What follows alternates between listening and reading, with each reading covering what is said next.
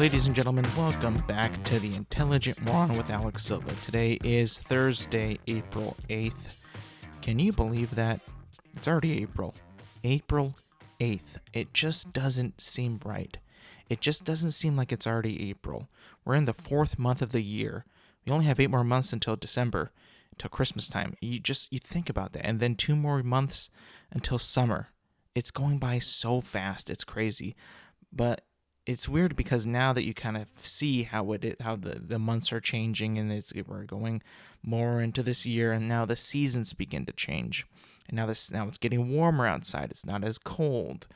The bees are out, the birds are out. You can actually walk out your door and hear nature actually thriving. Creatures outside that in the winter go dormant, that just kind of stay above or fly away for the winter, below ground in a nest in a hive, whatever. But now they're coming out. I have this tree outside my front yard that just is buzzing with bees just all around it because the pollination and all that is happening and stuff like that. So now that's being happening more. Your grass might be getting greener. You might have to start mowing your grass, because I don't know about you guys, but when the winter hits here, I don't normally mow the grass because it just doesn't grow that much, and I don't really water it all that much either, because usually it would rain, or it's just a wetter season here in Central California, so you don't really have to do all that much. But still, sometimes it freezes here, so it's the grass is going to just be killed, so it's there's no really any point to watering it, I think. And it's just you can see the seasons changing finally, but the thing is, when that happens, sometimes people get the sniffles, sometimes the allergies act up, sometimes, do you battle with yourself? Do I turn on the AC because it actually got pretty hot, this day? Do I leave it off? Do I just, suck it up and just, not bundle up? And, you got to make the transition from pants to shorts if you like that sort of thing. A couple days ago, I was in pants, just, doing things outside. And I was thinking oh my goodness, it's a bit warm. Maybe I should switch to shorts, because I put my shorts away when it's winter, when it's becoming too cold to wear them. I just put them away in a drawer at the bottom. Sometimes I'll put them in a little plastic cabinet and then store it somewhere, just so I can make space in my drawers for my pants and stuff like that. So I actually had to, find my shorts again and put them on, and it's so much nicer, because my legs have always been covered this past, winter and fall of just, in pants and all that. So I never really had to worry about that. But putting shorts on after a long time feels good, man. Feels real good. And, it's just it's always it brightens my day, and it brightens my mood up whenever I go outside nowadays. Because in the winter you can go outside, but sometimes if you go outside, it smells nice. You hear some nature, you smell it, the earth and all that, and it feels good to just get out of the house. And I know a lot of people sometimes would refer from going outside because they're so comfortable about being inside. But what they don't know is, as soon as you walk outside your door, as soon as you walk outside, whether you go for a walk, a jog, a run, whatever, once you get outside and you experience outside, I don't know, take a trip to the beach, maybe the mountains, maybe, a local park or whatever, if you're allowed to, you get this sort of calmness and therapeutic relief in a way. At least I do when I do that. So I've always enjoyed that. I've always tried to do that more often. I barely do it. So and when I do go outside, it's always, I never regret it too. I always say I needed that, or I'm glad I did that, because staying inside, man, just all day, for some people, it's me, maybe not you, but other people, sometimes I get so bored, and I get so it's just being that bored makes me stay bored. You know what I'm saying? It doesn't inspire me or motivate me to get going, to do something else, to try other things, even to just go outside. It's just because I think being inside, sitting on a chair, a couch, whatever, is so comfortable that it's that you will never be as comfortable if you go outside for a walk, or even just to sit down outside. You won't be as comfortable as you are in your your soft couch or whatever. But then you go outside, you have to do like a task or whatever, you go for a walk or whatever, and you feel immediately better. It always happens. And I feel like if I was to do that now and just to stop settling just inside and saying, oh, going outside is going to be, whatever. I don't want to do that. I just want to stay in. I'm comfortable here. I'm fine here. I'm not going to move or whatever. But it's just like I need to stop doing that. That mentality needs to go away because every time I do go outside, it is such a nice feeling. Again, like I said, it's therapeutic. It's fun and it's enjoyable. But you know what? Being like discovering things that are therapeutic. One of the things that is for me is actually like doing yard work. If you do yard work and if you dreaded it like your entire life as a kid, like for instance, when I was growing up as a kid, my dad would always say, all right, let's go and do some yard work. Let's go pull some weeds or you mow the lawn or whatever. Like I hated that. I dreaded it so much as a kid, all the way up until like maybe when I was like, 15 when we were doing it. It was just so bad. It was so annoying. I hated doing it because I always wanted to play some video games or watch TV or watch a movie or whatever.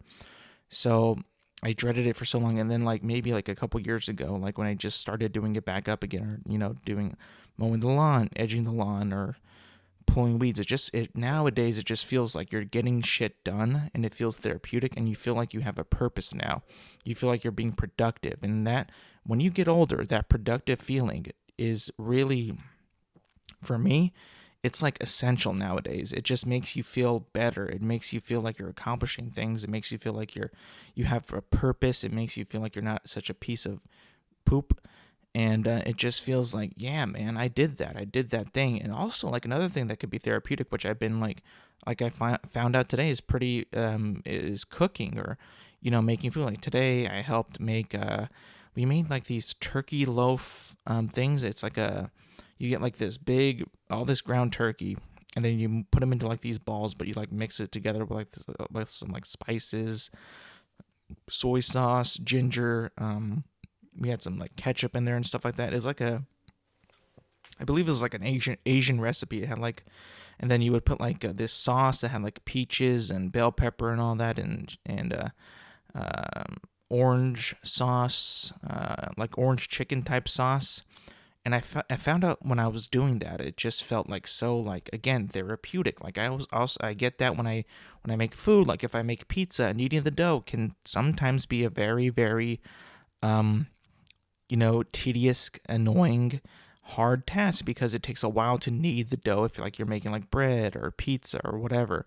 So when I make pizza, I feel like the preparation also like really sucks, like getting the ingredients, going out to buy them, getting them all prepped up.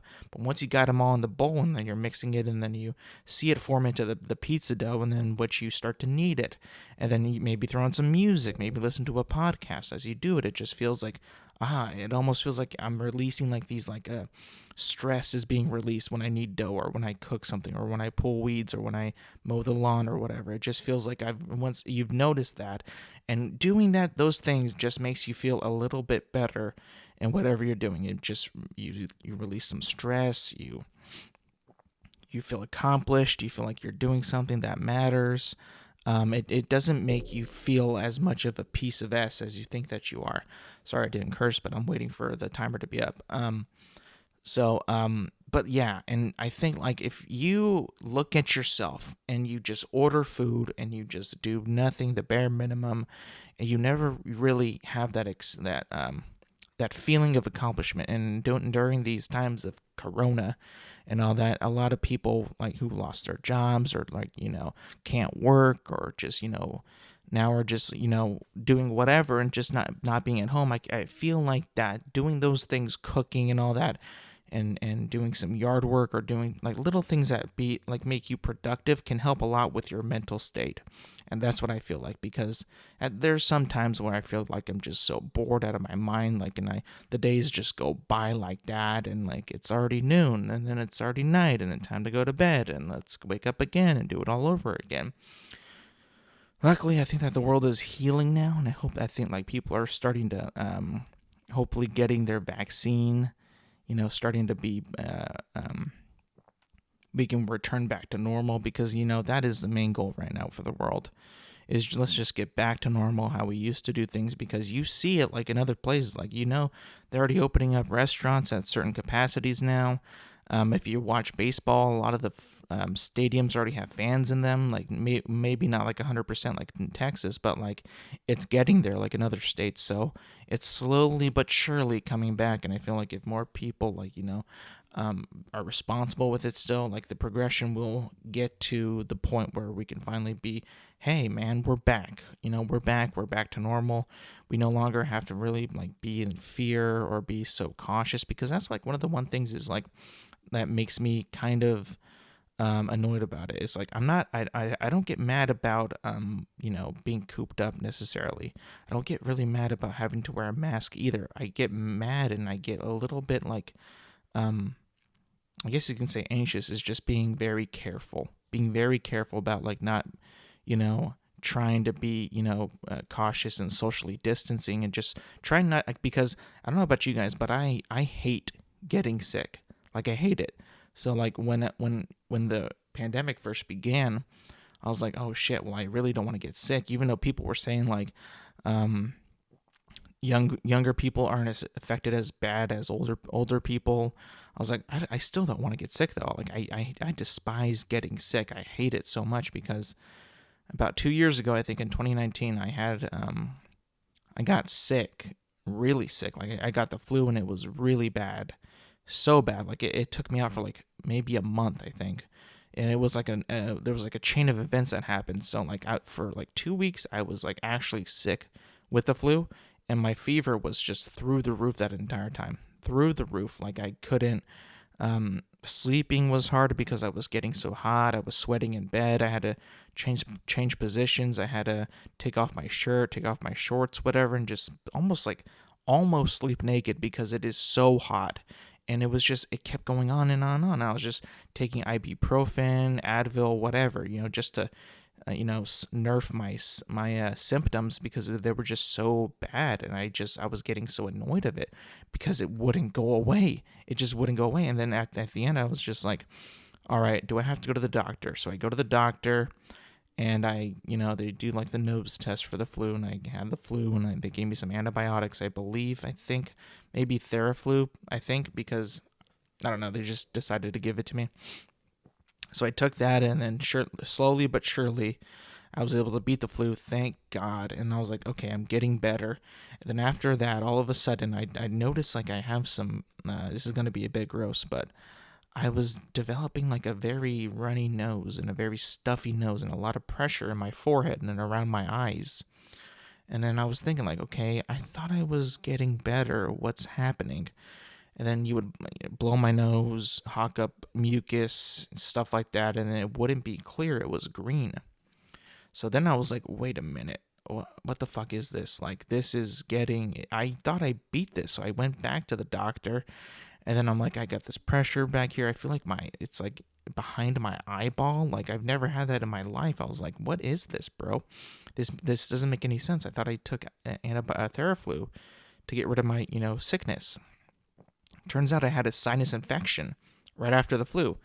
My ear was hurting. They told me that it was like super red inside, and I was just like, great, now I'm still sick.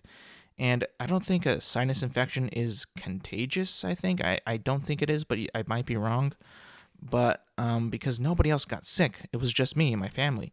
So I was just like, God dang it, bro. I can't just catch a break here. Like 2019, the entire month of May was just me being sick, and me literally just not getting well, staying the same. Thank God when I got the sinus infection, my fever was gone, so I had nothing to worry about there, but just like the pain, just being in there, and like I couldn't concentrate, and just like phlegm, all mucus build up in my throat and in my nasal passages was just so bad, and it just like, oh man, I just hated getting sick. And after that, I'm just like, yo, bro, I never want to get sick ever again. Like, like when you were a kid, like maybe back in high school or junior high or, elementary school, you would want to try to fake being sick, or you would hope to get sick because you didn't want to go to school, and like your parents were like, no, you have to go to school. Who's going to watch you? I have to go to work and all that crap. So what I I prayed when I was a kid, please get sick. If I was like in the cold weather or somebody was sick around me, I'd be like, oh, hey, give me some of that. I want to get sick too. Because my parents would never let me stay home ever. And there were a couple times when I was legit sick. Like one time I got food poisoning and all that. But that's a different sickness. But I wouldn't want that either. But like I would say like just give me like a fever, so I could be pretty much like that's like my ticket to staying home is the fever. If you have like a cough, sniffles, a little bit of a mucus in your throat or whatever, that would never be a ticket for me to be stay at home sick. I would at least need a fever, and I never got that as a kid. And I remember that kids all the time, some of them would be getting sick like every week, and I'm just thinking like, how the freak does this guy keep getting sick and just missing all this school? Like, what is the point of this? Like, how like, what's happening? Is he actually like really sick, like internally? Like, I don't even know what's happening, because he would come back and he would be fine. Like, bro, weren't you just sick? And then you got sick again? Like, are you okay? What's happening? But yeah, I remember like wanting to be sick so bad. Nowadays, thankfully I never want to be sick again. And I know that it's like not good for your that getting sick strengthens your immune system, and it doesn't make you as weak to being sick, because if you were to be in a bubble and being like sanitized up, very cautious about everything, and you never got sick, but if there's a chance that you do get sick in the future, your immune system is so weak, and it's so like it wouldn't be even like strong enough to even attack like what you were sick with. Like I'm always afraid of like, what if I stay clean for so long, a little bit too long, and I become so like if I were to get sick from something, I would like keel over and die. I would always think that, what if I'm like the alien from World of the Worlds? Like they come to Earth and then they terrorize the planet. They get all the blood from all the humans and spray it around, but they forget about the bacteria in blood, or the viruses in blood, or all the diseases from humans that have that blood. And then the aliens aren't prepared for it, and they just fucking die within like a couple days, because they've never experienced all that bacteria and all the diseases, and they just die. Like, what if my body becomes like one of those aliens where I can't handle anything, and when I get sick, I really get sick? So like it's a bit of a toss up there. You can get sick a couple times a year and just kind of deal with it and be fine with it, or go years without getting sick, and then when you do get sick, which I did that one time, it really hits you. And I remember like, because I was building a fence in the backyard, and I was just trying to be like helpful with my uncle and all that, doing that because when I would get off work, I would go help him out and do that shit, because it takes a lot of manpower to do that, because we were doing it by hand. We had nobody else to help us out. We would cut the wood, paint it, put it up, screw it all in, and do all that crap. So when that happened, when I got sick, we were in the middle of doing that. And when that happened, I was taken out. Like I couldn't do anything. I was so weak and all that. And it just felt like, wow, I feel like such an asshole, because I can't do anything because I'm so sick. So now it's just like, I don't want to be sick, but I understand that getting a little bit of a sniffles or a bit of a cold, or maybe even a little bit of the flu, can help you in the end. So your body can adapt to it, because we all like think that our bodies aren't meant to be sick, and that we're just like these vessels that are so above everything else on this planet. Like, no, if you look at us, like, we have skin, we have arms, legs, hair, whatever. We're just animals. We're just very, very smart animals, but we still get sick, and we still, have diseases, and we still spread diseases, like, what's happening now. So like, we think like sometimes we're above everything else on this planet, but we're really not. In fact, like, we might be like the most vulnerable animal on this planet, really. I mean, if you think about it, we can't withstand very cold conditions, and we can't stand very hot conditions. We can't eat a whole lot of plants, if you think about it. Like, like if you look at like what the planet and how many plants that are on the planet, we can't just go and eat like a freaking like whatever a deer eats, right? We have to, like, if we do, we would have to boil it and put fire to it and kill all the germs, bacteria, parasites, whatever. We have to do so much just to make food edible. Like, if you look at a freaking like a bear or a lion or a tiger, they straight up eat raw meat and they're fine. and nothing's wrong with him. If we eat raw meat, depending on what it is, we could die from it. So we are the smartest animal on this planet, but we're also the most vulnerable. Like anything could kill us. Anything could kill us, and we're not even that strong, really. If you think about it, like chimpanzees are so much stronger. A lion, tiger, bear, whatever. We're just super smart that we know that we don't have to fight these animals with just brute force, like fist to fist, fist to paw, claw to hand, whatever. We kind of like have adapted, like because we're so smart, we've adapted other tools and mechanisms to do the fighting for us. And we're so innovative. We create things, and we push things forward. We don't like to go backwards because that's just to us, like we're not doing anything that matters or has purpose. We want to keep going forward, and whether it be technology, science, biology, weaponry, transportation, even like a damn iPhone. We got to keep going with iPhones. We got to keep going. We got to make a faster iPhone, a thinner iPhone, a smaller iPhone. And I remember like back, like just to like kind of piggyback off like iPhones and stuff like that, and technology in a way. If you think about technology, and like take us all the way back to like 1921, 1920s. What was like the best technology out there? Like it's just after World War One. The telephone is a thing, telegraph, whatever. I believe radio's coming out at that time. I believe like we don't even have like a thought of like a computer or like a an electric car or like the technology back then is just so like it's so primitive. And if you think about it, like whenever you think about technology, it doesn't like really you can't like identify with what you see back then with what you see now. It's like a completely different world, and it's just it's like almost unrecognizable. And it's not like anybody could really think that back then we would have the same technology that we have today. Like you can probably go and back in time, and you could show them your iPhone, or you can show them your car, or you can show them an airplane of how it's capable of, what it can be capable of. And they would be like, what is this? How'd you make that? Where do you have the time to get that? Or how does this work?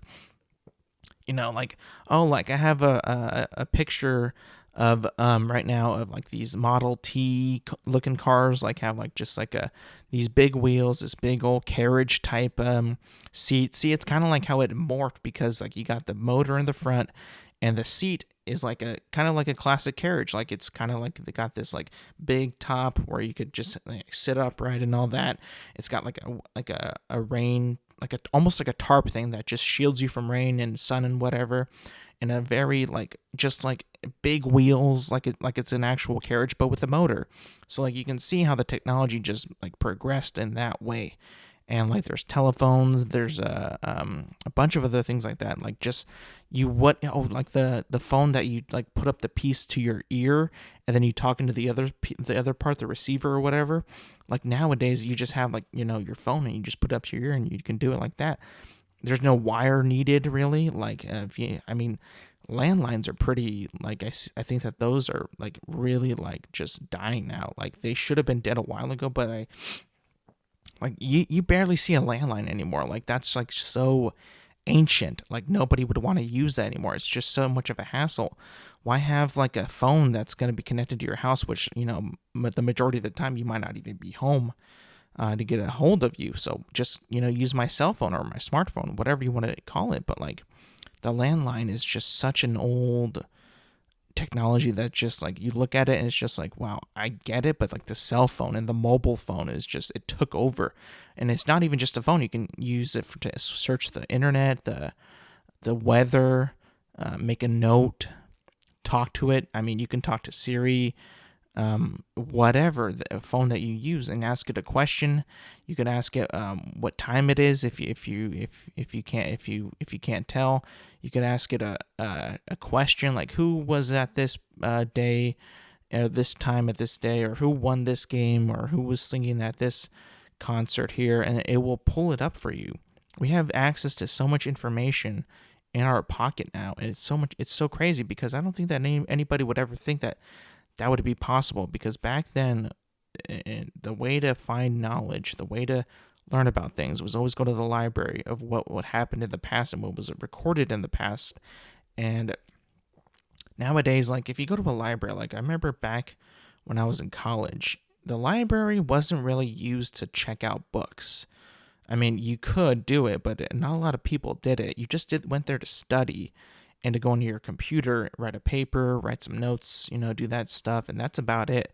It used to be very, very like, I remember like they would encourage us to go to the library and actually check out books and actually use like a book to be like a source or be like a whatever, use that for information to study or whatever, to get some ideas. Like nowadays you just go to like the internet on a database or a website or whatever, and I just feel like nowadays, like if they ever ask you use a book, go use a book, it's like that seems so primitive, that seems so last century. I don't think that anybody like nowadays, especially kids that are growing up today, like if you think about now, like little small kids, like they are growing up in the age of iPhones and iPads and computers and Fortnite and tablets and YouTube and podcasts and like all this crap that I never really grew up with. Like back in the day, my toys were like Buzz Lightyear. I had a Game Boy. I had a Etch-a-Sketch. I had puzzles. I had building blocks, Tinker Toys, Legos, Bionicles, and then eventually I got up to video games. But then that required, having a TV to use. It required space. You had to be like in this area. You had to set up the Nintendo or the PlayStation or the Xbox. You had to set it all up and get it all ready. Now kids just have it on their iPad, which they can take with them anywhere. Yes, they have to charge it, but it's right there in front of them at all times. Usually, like I see like kids like with their parents' phones sometimes. Like it's starting at a young age where like they're being addicted to these screens and what these screens can do. And I get it. Like YouTube has like one of the biggest like plethoras of entertainment out there. It's just so massive and it's so vast and it's so diverse, and I get it. I understand that. And as a kid, you want to know everything. You want to see everything. You're very eager about learning things and about just seeing things and just the videos. And it's almost like nowadays, like the content creators they're making their videos, whether it be a Twitch streamer, a YouTuber, a show or whatever, they always seem to be pointing all the marketing and all the push goes to the younger generation, the younger kids, because at the end of the day, those are the people that are going to be saying, hey mom, buy me this, hey dad, get me that. And then usually the parents do get that, and that just draws, makes the companies have more money, and then they advertise, to everything. Like I could talk about how much YouTube is so catered to young kids that it's insane nowadays, because especially with like the the restrictions of like having a video either be monetized or not. Like it's the lines are so thin because YouTube wants to promote their what they think is a creator and what they think draws in the money and what they think is going to sustain and make get like a big personality on their platform or do all this crap. Because if you go back and you look at what YouTube was back then and you look how it's morphed, right? You look how it's just kind of like gotten to this point where you can look at the YouTube Rewind. As cringy as they might be, as cringy and bad as they might be, you could definitely see who they promote and who they like the most, because they get the most views, usually by younger kids, and they usually just, stick to their guns. They do the same thing over and over again. It's almost like TikTok. Once they have their niche, once they have their lane, they'll stay in it till the day that they quit YouTube or quit TikTok or whatever. They'll do it until they're done with it. And it's just like, it kind of bothers me in that way, because I feel like you're having somebody, this content creator do certain thing every time, because that YouTube is paying you so much money to do this one thing, because the younger audience wants to keep seeing that. But at the same time, don't you think that the creator or like the person making this stuff is like, I I want to keep growing. I want to do other things. I want to try other things. I want to do other things. I don't want to keep doing this. It's just like I'm kind of over it. One of the channels that I think is kind of in that this situation is because like is Dude Perfect. Dude Perfect has done the trick shot to death. They've done so many things like trick shots and impossible shots and just weird shots or just like weird games or weird things, and just they've stayed in that lane for like so many years. And I can't blame them because they make so much money off of it. And I think when you boil it down to it, is like, yeah, I mean, like the money's good. The money makes everything easier. It makes everybody happy. And it's just like, it's so much, the life is easier in that way. When you see how much money you have in your bank account, and it just, it brightens your day. And I get it, man. Like I get it. But also I just want to see, because YouTube promotes that type of content and pays the big bucks for that content, it makes you think that it's just putting barriers and putting up walls on creators' thoughts and like what they can and can't do, because it's just like at a certain time you want to change things up. You want to step into new territories. You want to evolve. You want to change. You want to grow. And I feel like that YouTube in a way just doesn't really allow you to do that sometimes, because they do have like their algorithm, and I believe it is a bit biased and sometimes, and they promote this, they promote that, but they don't promote this at all, and they won't promote, like, it's hard to find your get your one shining moment in YouTube. It's really, really hard because it is so based on like what they think drives in the most money, the most views and all that. Like it's really tough, and it's like that's why kind of like why you can't really call YouTube a job, a career really, because it could just be gone like that in the blink of an eye. Like, maybe you fall out of the algorithm, maybe you do this, maybe something happens, maybe there's an accusation, something happens like in the blink of an eye on YouTube, or somebody doesn't like what you said, or YouTube thinks like, oh, I mean, this guy's changing up his content, it's not like what we like, so we're going to stop promoting it, stop putting it in the algorithm. And then boom, they start making less money, they get angry, things start to fall out, sponsors leave and all that, and it's just like, it's a big mess. It's a really big mess. And it's just like, whenever I look at YouTube and I see like the creators, like, and how like it's changed, like you can just, if you go back to the rewinds and see who was in this rewind and then the next year's and then the next year's, you can see how YouTube has what they think is good content, and to like, you can compare that to what you think is good content. And the majority of the time, I think my audience would agree, is like, we don't match up. We don't have the same taste as what YouTube thinks is good content and what I believe is good content, because I fundamentally disagree with pretty much everything that they have in those rewinds. It's crazy. I remember like one of the weirdest things was when Will Smith made a YouTube channel. When he made his YouTube channel and he was doing like these weird looking vlogs and these weird like challenges and weird like behind the scenes of this movie and behind the scenes of that movie, and just like showing us his family and showing us like him holding the camera like he's actually like a vlogging guy, like, I don't know, Logan Paul back in the day. But like it was so weird because it just like, it didn't seem right. It felt like it was a different person. It felt like it was a different Will Smith, because we have Will Smith the actor, we have Will Smith the real person, like in real life and interviews and whatever, and then we had Will Smith the vlogger, the YouTuber Will Smith. And then all of a sudden you see like, I don't even know if he still makes that many videos, but like, I just remember like he was big on that for a while, and it's just like, wait a minute, did you quit acting, bro? Like, or are you just trying out YouTube just to see what it was like? And I remember even like during the pandemic, Brie Larson even made a YouTube channel, and that was weird too, because like, she's an actress, she's a good actress, she's in movies, a movie star. Does she need to do this? Like, does she want to make content daily, weekly, whatever, and just like kind of exposing your life like that? I feel like as a celebrity, both her and Will Smith, like that's just opening the doors for people to criticize you and to like just to see what you're doing and what you think and like what you your beliefs in, potentially, where if you work out, if you don't work out, or like if you go on vacation, where you go on vacation and all that. It's opening the doors, and it's just like, I get it. It's got to be like the cash money's got to be great for that.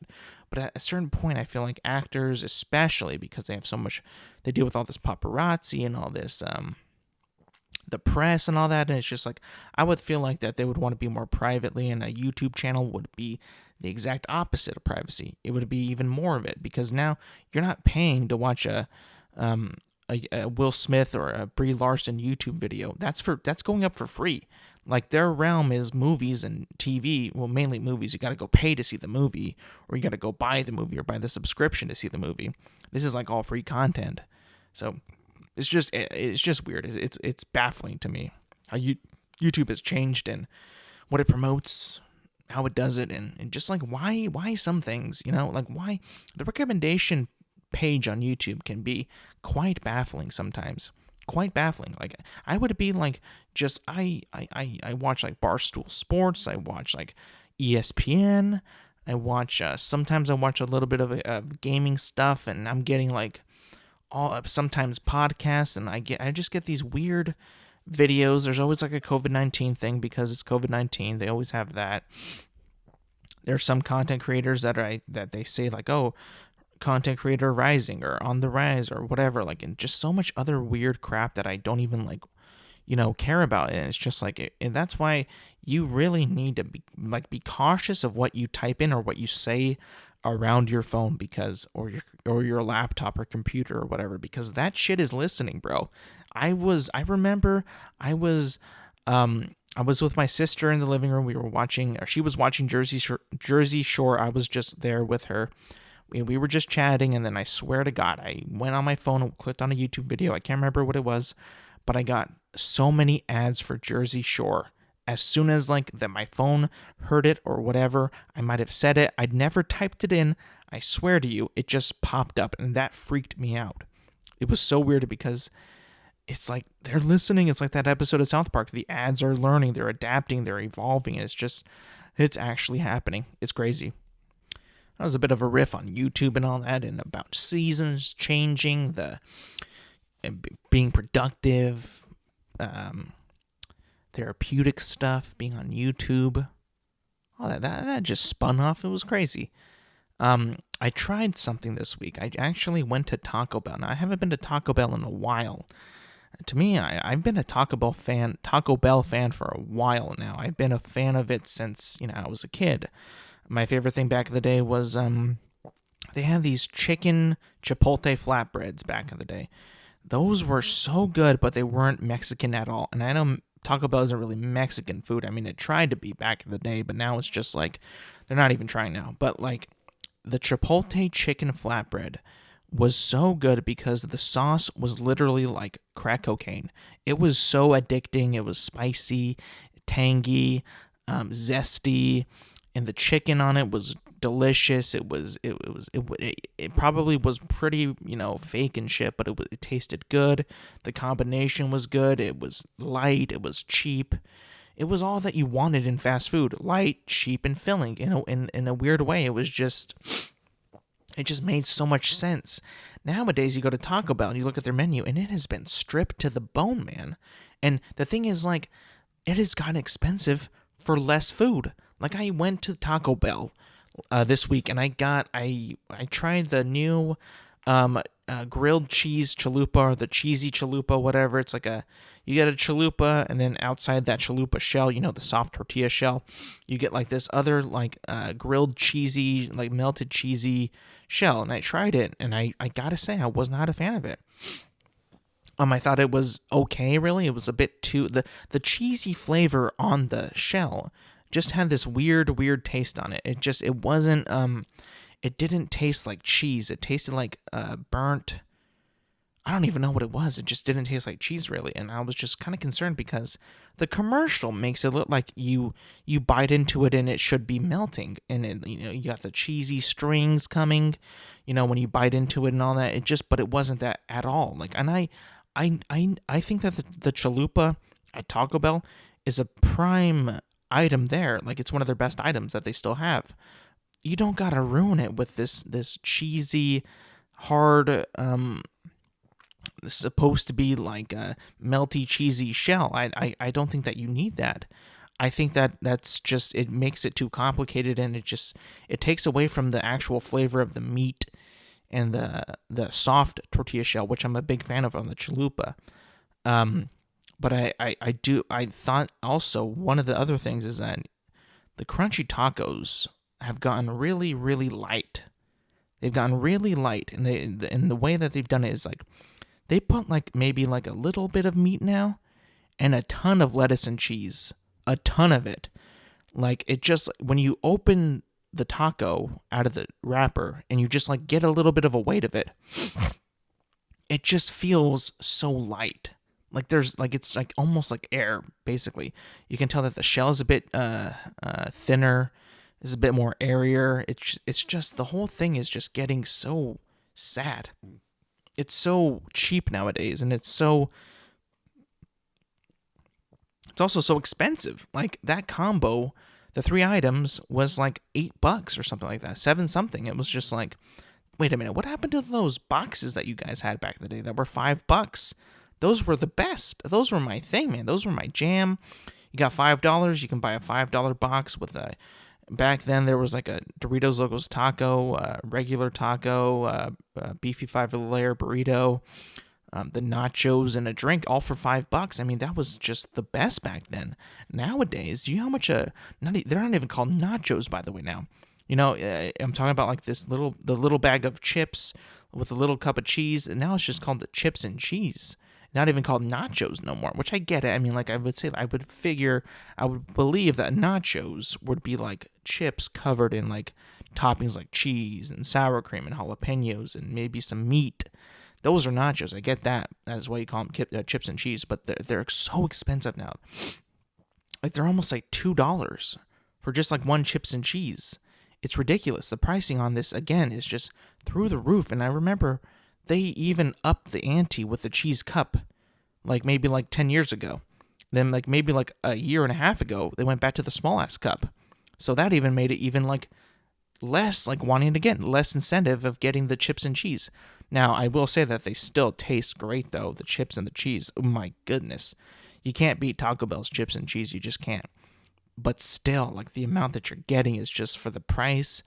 I don't know, man. Taco Bell's kind of blowing it on that. I gotta say, they're dropping the ball a bit. I did not expect that from Taco Bell, because back when they were just putting out banger after new banger with the new promotional items, the first one I remember that really took off back in the day was the Doritos Locos Taco. The beefy 5-layer burrito was out. The quesarito was good. I was even a fan of the naked chicken chalupa. That wasn't even that bad either, because the chicken was actually pretty good. The nacho fries are always good, I think. Sometimes they can be a little bit crispier, I think, but they're usually pretty good.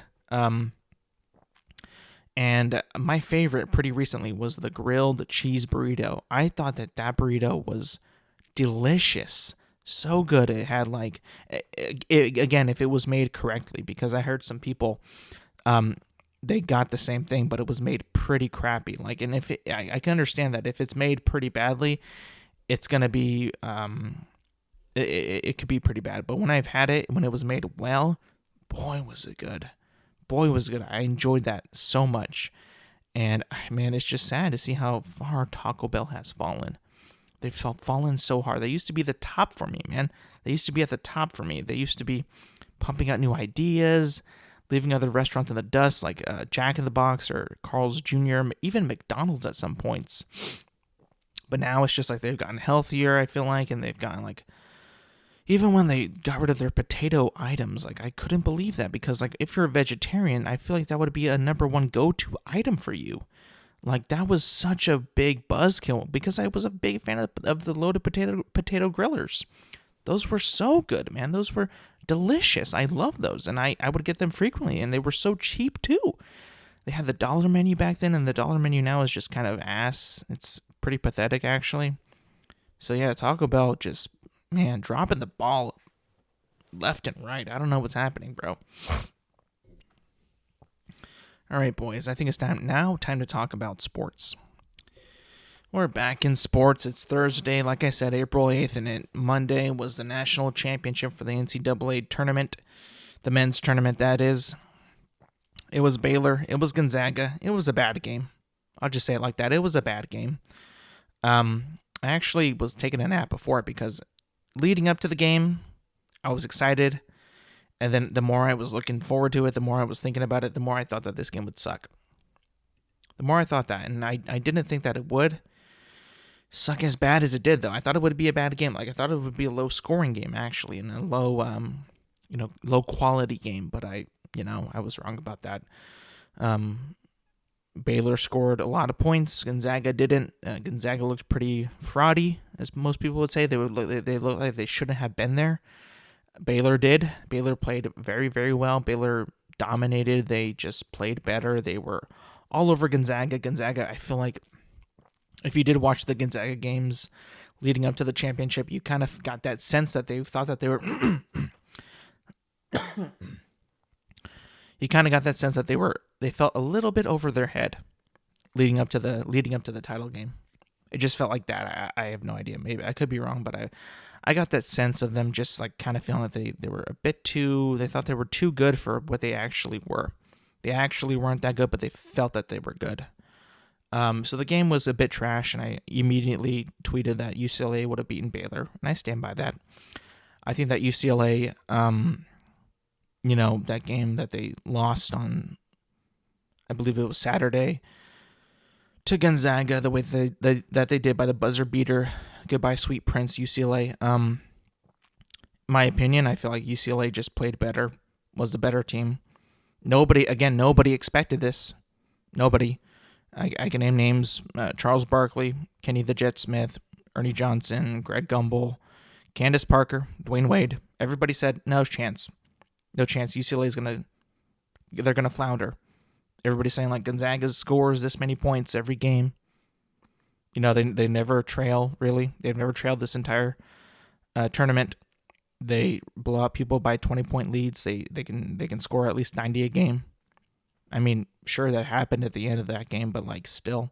I mean, again, nobody credits UCLA for actually trying to nerf them. Actually like being like stopping them. And I remember people were saying like, how is this happening? Why is this happening? It's Gonzaga. Like, bro, but it's UCLA. You're missing half the story here. Like, yes, Gonzaga is Gonzaga. They're Gonzaga, yeah, but you're also... Do you not remember what UCLA is doing in this tournament? Are you daft? Are you blinded? Like, you clearly... Everybody in the media was saying this. Everybody was saying, like, oh, Gonzaga's so good. Yeah, but they're just better. But everybody was like, oh, UCLA can't adapt. They can't beat big teams. We don't expect them to beat Gonzaga because they start slow. They don't hit all their shots. They don't do this. They don't do that. But the thing that UCLA does better than even Baylor, I think, is UCLA adapts. They adapt. They learn, and they play the game, their game. And they don't turn the ball over. So if you have a team that doesn't turn the ball over, can adapt, can play their game, and they know their game, then how could you not even give them a shot? It just made no sense to me. I was just baffled. And I couldn't believe what I was seeing because everybody was saying, there is no way UCLA comes in with 20 points of Gonzaga. Everybody was saying that. Everybody. And I was just like, there's no way that these guys can have their job still, right? There's no way. How is it that I could have seen how good UCLA was and that they wouldn't just roll over to Gonzaga? How could everybody else not see that? But I did. I don't understand it. Charles Barkley, how do you even have a job, sir? How? Shaquille O'Neal, how do you have a job, sir? How do I not have that job? I don't get it. I do not get it. Anyway. Getting a bit mad about that, but like I said, Gonzaga was found out by Baylor very, very early, right? It ended badly. It was a bad game. And to be honest with you, it was a bad matchup. It was a bad matchup. Nobody was going to watch it anyway. Baylor, Gonzaga, again, the whole thing of the no notable teams like Kentucky or Duke or North Carolina making it all that far. Like, it was a lackluster tournament, and everybody's going to be like, oh, well, it wasn't even supposed to be that good. Right, yes, it wasn't supposed to be that good. It was Baylor and Gonzaga. And I do believe if Gonzaga lost to UCLA, it would have been a bit better. It would have been, UCLA is a prominent basketball school, I would say. They're blue blood. They're legendary. They have that clout. They have that they have the ability to draw eyes from the nation. But they get laughed at because they're a West Coast team, because they're in the Pac-12, and because they should be losing. And I get that. A lot of people would say that, and I understand that. But you guys, all of you, just lacked the respect for UCLA, the absolute disrespect to UCLA, and I was witnessing it on Twitter and even in the broadcast, and I was just like, these guys don't know what they're talking about. They are disrespecting UCLA. They wanted UCLA to lose from the beginning, and it was such a clear bias. Everybody was saying there's no way that UCLA should be winning. But you know what the thing is? They were coached better. They played better. They don't turn the ball over. They can weather any storm. Like, if you think about it, every college team is got this run syndrome. What happens is they will be going good for a while, and then they score a ton of points, and then they hit this brick wall. And then the other team goes on a run, and they usually take the lead, and they end up winning the game. That never happened to UCLA in that entire tournament, I believe. They never succumbed to the pressure. They never let the opposing team go on that run. They never let them take the lead. They never let them get a huge point difference. They never built a lead that big, but they stuck around. They weathered the storm. They adapted to the other team, and they ended up beating them. And nobody else saw that, which is so silly, and it makes you sound like a goddamn fraud. A fraud. And UCLA or Gonzaga, you were a fraud. You were a fraud because everybody thought that you would beat them. And then you played Baylor, and then they beat your ass. They beat your ass so badly. It was a bit of a rant. I truly would have believed that Baylor UCLA would have been a much better matchup. I really do. Because, again, Gonzaga just floundered. They sucked. In the end of the day, they just couldn't score the points. They were too cocky. It wasn't going their way. At the end of the game, they weren't even trying. It was pathetic. You know who would have tried? Who would have tried was UCLA. They would have tried their asses off. For the entire 40 minutes, they would have. Maybe even to overtime, because I tweeted, UCLA is not afraid. They are not a team that is afraid of anybody. They will look you in the eye, and they will do their best to beat you. And they nearly did with Gonzaga. In my opinion, that shot is one of the luckiest shots you will ever see in college basketball. The game-ending shot is always one of the luckiest shots because you got people, you got teammates, you got players that can't hit an open three to save their life, but they'll hit that one last shot to beat that other team that probably deserved to go to the championship. That's why you should enjoy the unpredictability of college basketball and March Madness. Because what did we get at the end of the day? We got Gonzaga going to the championship, which was so predictable. We got Baylor going to the championship that was so predictable. Number 1 seed versus the number 1 seed. How predictable. I mean, just by that matchup alone, nobody should have watched that game. Nobody should have watched that game because that is so, I mean, it's so, again, predictable. It's so predictable. I don't watch the sports like that tournament to be predictable like that. I don't find that entertaining. I don't find that interesting. I don't want to watch that. I just feel like it's just so a slap in the face, really. A slap in the face because I did not expect that, yet it happened, and it kept happening. I don't know, man. I feel like it's just... We deserved better. We really did. We really did. I feel like UCLA would have beaten Baylor. They would have beaten Baylor. They would have shocked the world. They would have shocked me. Shocked everybody. And I think at the end of the day, if they did win, we would be a much happier people than seeing Baylor win. I think you would. I'm not saying that Baylor fans wouldn't be happy about that. They are happy that they won, obviously. But the country would be, and the fans and the people who love college basketball, they would love it even more if UCLA won it. If they beat Gonzaga and went on to win it. God, that would be so good for the sport. It's just it's all like a big what if. It's all a big what if this happened, or if that happened then this would happen, or if the just like the unpredictability. That's why we love it. That's why we enjoy watching it. That's why it's so much fun to argue about it. It's so much fun for the passions to flow. It's so much fun to see like how people can just get everything wrong so like easily. Like you see this happen in sports all the time. Analysts and commentators will say like, oh, this team is so much better. They're going to whoop this team's ass. There's no chance with this team. And just seeing that all play out, like especially with UCLA versus Gonzaga, I literally couldn't believe that all those people said how much Gonzaga was going to beat UCLA, but it ended up barely winning. And like none of them, like no one's job is in jeopardy. No one's questioning their basketball knowledge. Nobody's reading both sides of the story. Nobody's reading into UCLA. Clearly a clear bias, I think. And I don't like that in sports, especially if you're supposed to be neutral. Like, I don't really see it. I mean, Kenny the Jet Smith on how like he was so critical of Johnny Juzang and Jaime Jaquez. Like, these guys got to be the ones to do it all. These guys, there's no chance if they can't do it, then nobody else will. If the team, they need Tiger Campbell to score in double digits even for them to win. It's like, bro, you clearly don't know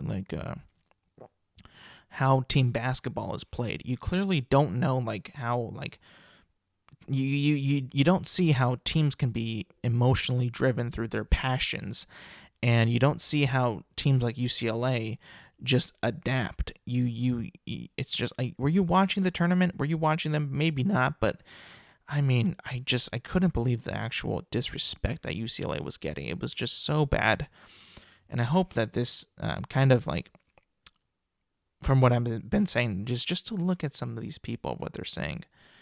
Again, all of those people that I said, Charles Barkley, Kenny the Jet Smith, Ernie Johnson, Greg Gumbel, Dwayne Wade, Candace, maybe not Dwayne Wade, what's his name? Candace Parker. I mean, all of them were wrong, man. Every single one of them in that game, the UCLA Gonzaga game, they were all wrong. Just think about that. So, lastly, I'll end off with is,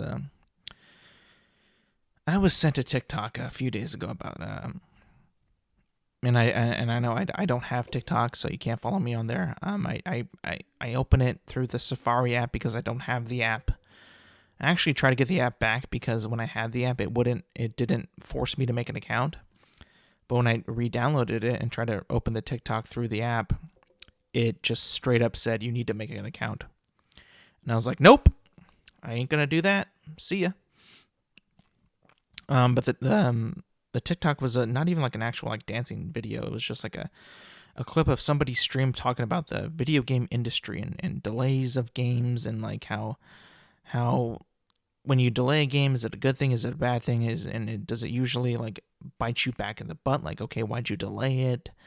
Are future games in jeopardy because of this? And what's happening is he elaborated on in the video that because like whenever like people or when companies release a game, then or announce a game, and then it gets delayed, and it being delayed like either a month, a few months, a half a year, to a year, and when the game comes out and it's just still not a good game. And I think the problem is like most gamers like me are very rare nowadays. See, I value my money. I value my what I buy. I value my property. I value my Xbox, my video games that I buy. The time that I have set aside to play those video games or to play with my friends on these video games. The time that I put into the games, the time that I use to take time to research the game, the time that I take to budget my expenses. Do I have enough to buy this game? Can I wait until it goes on sale? Are my friends gonna get it? Do I need to get it at launch? Can I wait? Can I do this? Can I do that? So a person like me really takes all this into consideration, and I try to kind of make it so like I'm not wasting my time or I'm not wasting my money, because when I buy a game, when I purchase a game, when I download a game, to me, with anything that I buy, in life, the first impressions really matter to me. Really matter. So like, if I was to buy a game, like if I bought, when it came out, Cyberpunk 2077, and I saw how it was, and I saw how it played, and I tried playing it, and it kept breaking, or it kept doing this, or I couldn't do this quest, or couldn't progress the game, or it just would straight up make my console crash. That to me is a no-no. This shouldn't happen. Right? It should not happen.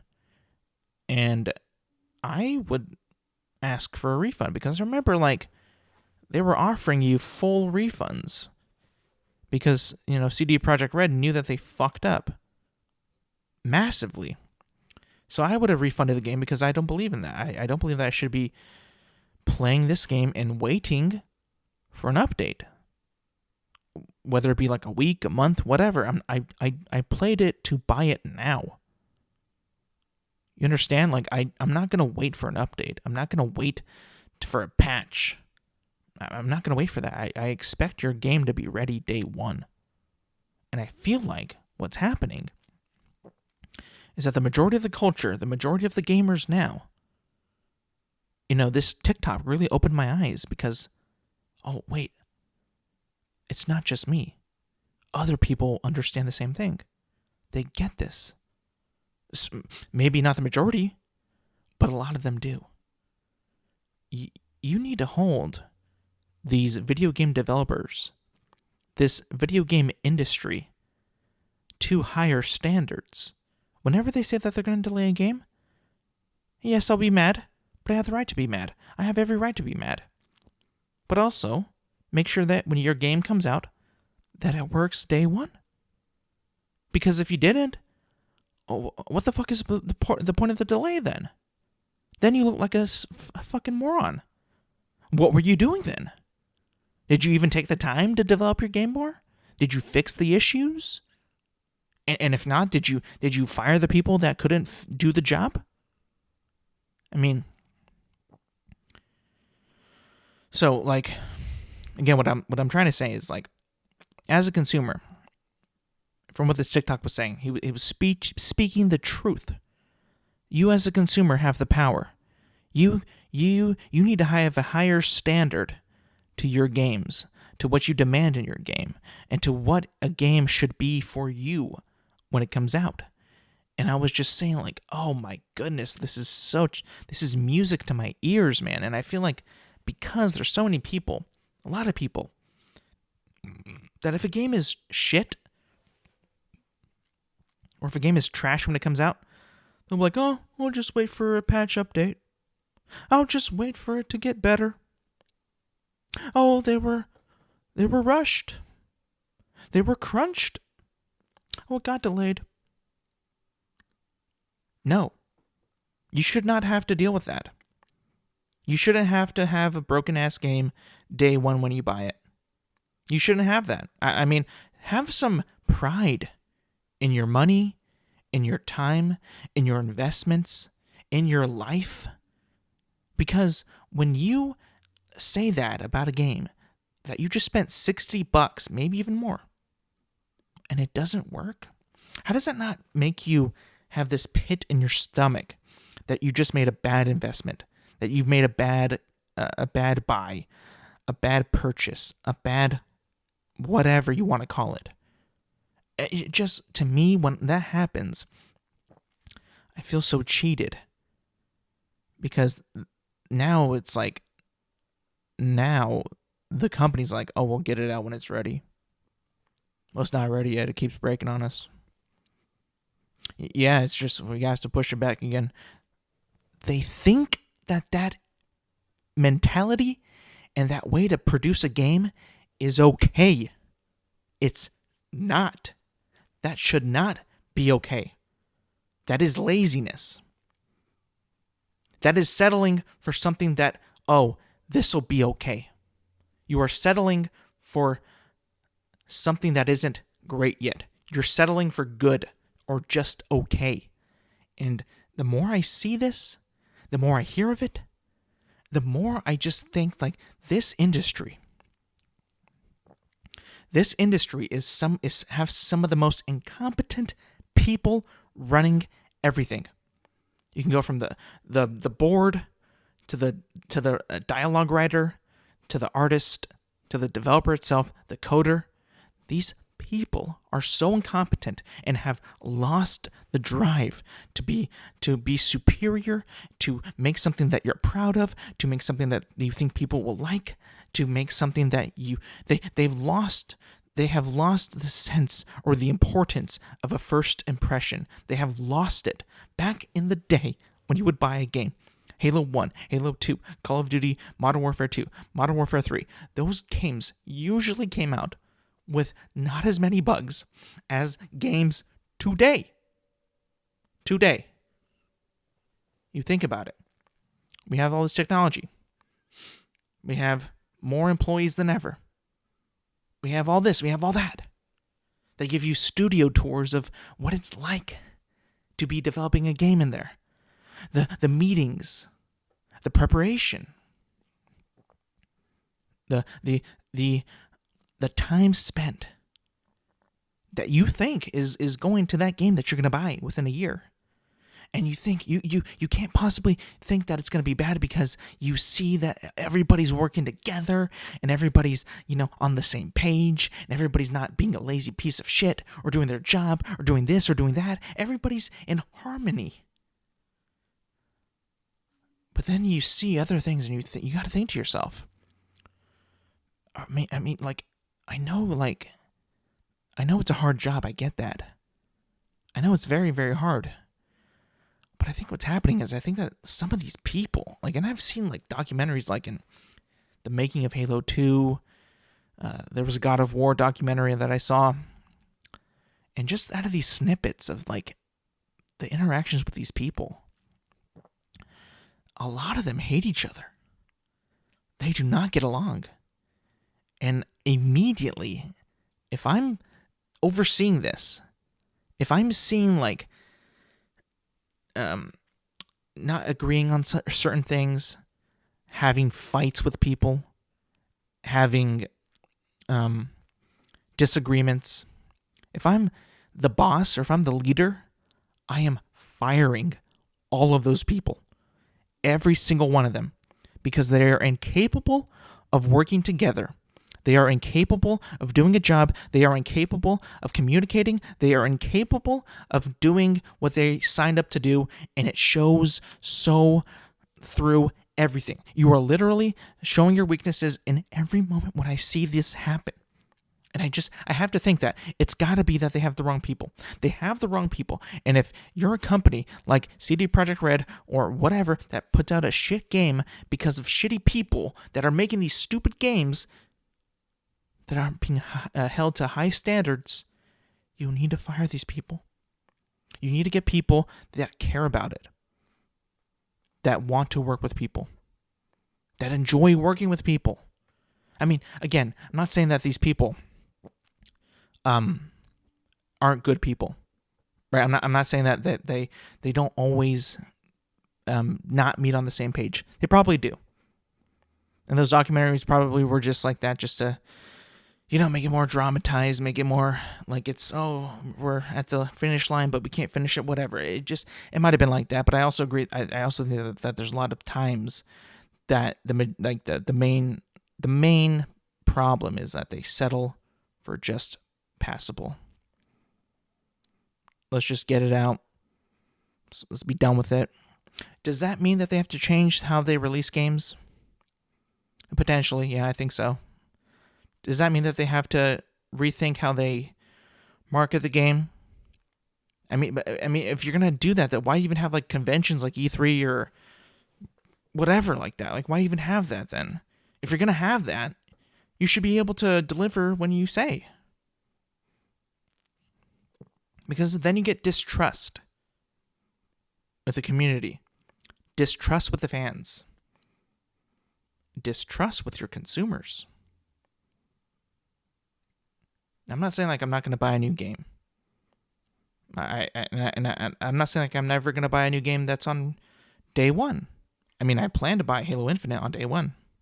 I plan to. And I know that my brother, he says to me, you can't play it. I said, why? Why can't I play it?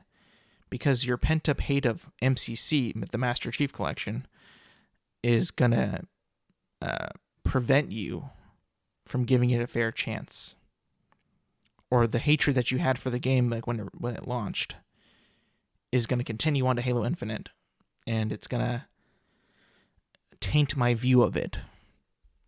I said, no, dude, that's not going to happen. I know that I'm mad at MCC still. I still am mad at it.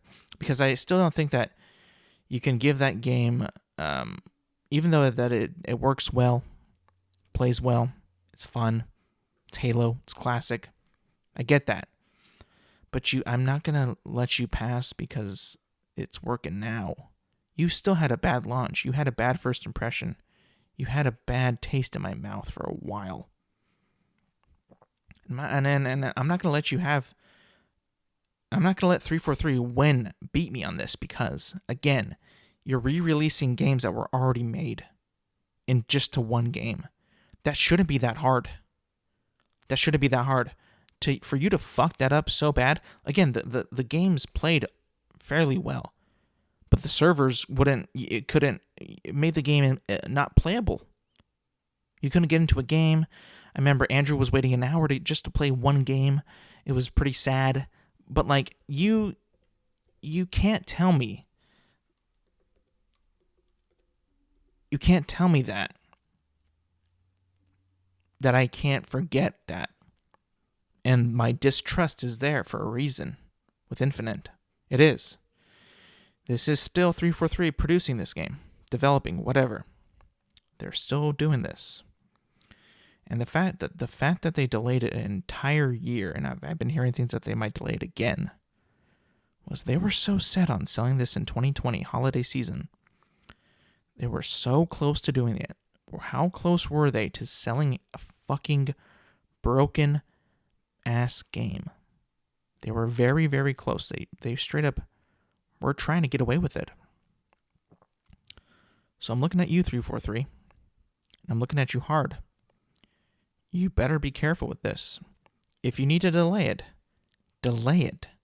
But don't waste my time and not fix anything. And if there's reports of you guys having to work on the weekends or crunching time or overtime or whatever you want to call it, shit, I'll know that's probably the leadership or who you got working there is incapable, but you don't want to make the necessary choice to either fire that person or move them. You guys got to be big boys.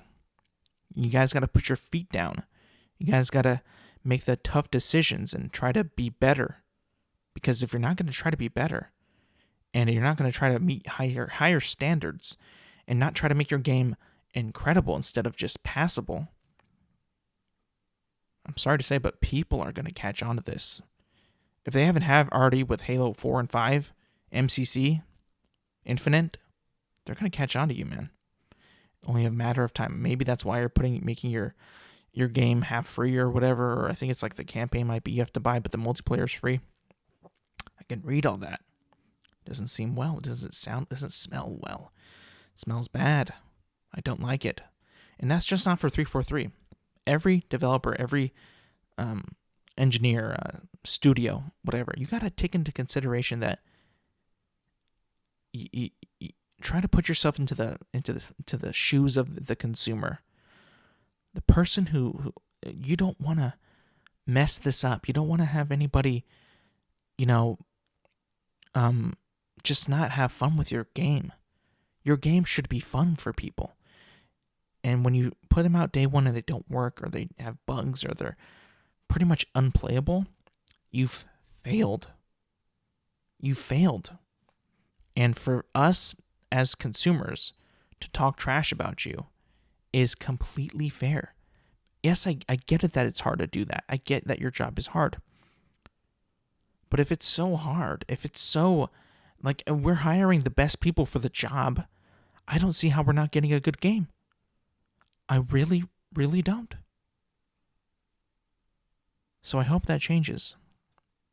In the future, I hope that changes. I just want to thank everybody for listening. Thank you for watching. I've been hearing some feedback, and I enjoy it. I really do. And I appreciate you guys all being here, listening and watching. It's so much fun. I enjoy podcasting so much. It's so much fun. It's almost like therapeutic. It's almost like relieving of stress. It's almost like I can get my thoughts out. I can get my opinions out. I can get what I think, and maybe I don't necessarily want to change your opinion or change your mind or anything like that, but maybe just to hear other perspectives of things and other lanes of thought on certain topics, on certain things, or just I enjoy doing it. I enjoy having my voice out there, my voice heard, because I feel like a lot of people don't get to do that. Not just because they don't want to, but they're afraid to. You don't have to be afraid. Don't be afraid of it. You're a person. You're a person. So is that person on whoever other opinion that they have. They're also a person. There's nothing different about it. Your opinion, their opinion. We all can have our own opinions. That's the beauty of it. You might totally disagree with what I just said about the video game industry, but that's okay. Maybe you don't care as much about the first impression, or you're a big fan of the game that you want to buy and you're gonna stick by it. I get it. That's loyalty, dedication. I like that. I'm just a little bit more skeptical. I'm just a little bit more on edge with that, because I just feel like for me, I just I get that burnt feeling if I buy something that's just not meant. It's not up to my speed, or not up to my my, I don't want to say standards, but up to my my expectations of it. And I get it's sometimes in some points and some things in life that you should diminish those expectations, because they could end up in making you disappointed. I get that, but I feel like if you diminish them too much and you don't look forward to something, or you think that it's not going to be that good, and you're always in this state of just having a neutral or a somewhat negative approach to things, then to me it's just in my opinion, I feel like it's just you're not letting yourself have some optimism. I just feel like that if you always have expectations low, it's just I don't know. I feel like it's you're not really allowing yourself to have a openness, or look forward to things. It's almost a lack of passion to me. It's where's the passion? Where's the feelings? Where's the dedication? Where's the it's just that's what I mean by that. So whenever I'm saying don't have so many high expectations, whenever somebody says that to me, it's well, why would I not though? I don't want to go into a thing negative. I don't want to go into a thing not wanting it to be, thinking that's going to be that good. And no, I don't have that mentality. I don't have that mindset of going into things. I've always been a more positive guy, optimistic guy. So yeah, so I still am optimistic about Halo Infinite. I really think it's going to be a cool game, but there's also a part of me that thinks okay, well, the track record of 343 Industries is not good. I've got to have that in my back pocket and back of my head, and I just got to go with it and just almost kind of not expect too much, because I kind of have to now, in a way. But in the future, with other games, other movies, other shows, other properties, other forms of entertainment, I'm going to always try to go in as positive as possible. Try to be also optimistic, but also realistically. That's where I have a lot of trouble with, is being realistic with things like movies, games, and shows. Because at the end of the day, they're not like supposed to be like, I'm not saying like you can't be unrealistic. I'm not saying that, but like being a little too realistic is just, I don't know, it kind of takes the fun out of the things and just kind of makes it not fun. So anyway, thank you guys for listening. Thank you for watching. As always, you can find the podcast on YouTube and Apple Podcasts, Spotify. Again, on Apple Podcasts, make sure you rate and review. It'd be very, very appreciative, very important if you do so.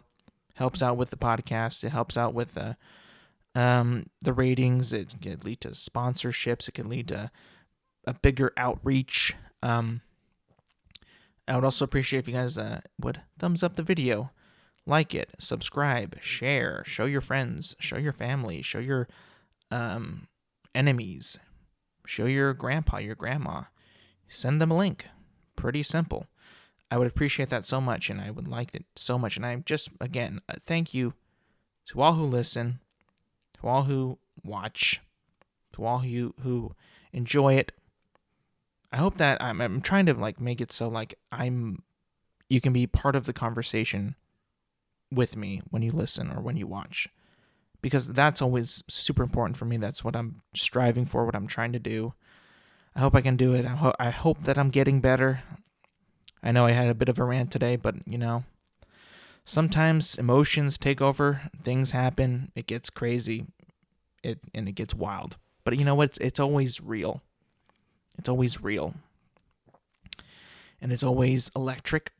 Sometimes it could be a bit dull sometimes, but it's always real. It's always real.